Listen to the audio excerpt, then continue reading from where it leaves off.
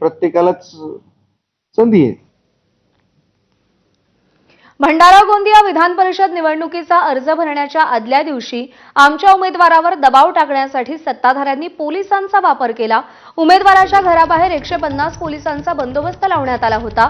इथे जर एवढा दबाव असेल तर राज्यात काय परिस्थिती असेल असा सवाल काँग्रेसचे नेते नाना पटोलेंनी उपस्थित केला.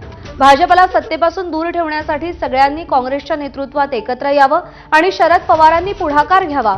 या संजय राऊतांच्या वक्तव्यावर बोलताना राऊतांनी अनेक वर्षांनी चांगले विचार मांडले, मी त्यांचे धन्यवाद आभार मानतो असा टोलाही पटोलेंनी लगावलाय.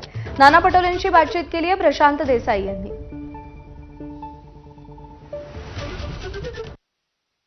आमच्याच इथं प्रेशराईज झालेलं होतं. आपण पाहिलं की आमचे जे उमेदवार आहे त्याच्या घरावर 150 पोलीस पाठवले गेले होते रात्री फॉर्म भरायच्या पहिल्या दिवशी. 31 तारखेला त्याला पुन्हा 1 तारखेला त्याला पुन्हा पोलीस स्टेशनमध्ये बोलवलं होतं.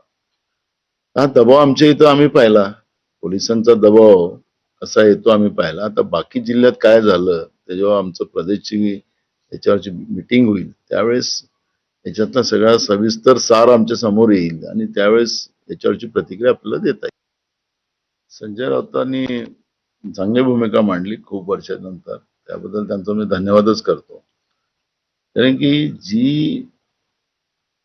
ज्यांचं स्वातंत्र्यामध्ये योगदान नाही, या देशाच्या कुठल्याही जळणघळणमध्ये ज्यांचा कुठलाही संबंध नाही आणि सत्ता मिळवून खोटं बोलून सत्ता मिळवल्यानंतर देश विकण्याचं काम, देशाचं संविधान संपवण्याचं काम जे आता सत्ताधीश करतात आहेत त्यांच्या विरोधातली लढाई ती काँग्रेसच लढू शकते आणि म्हणून सगळ्यांनी काँग्रेस सोबत यावं असं आवाहन संजय राऊतांनी केलं. त्यांचं मी धन्यवादच करतो.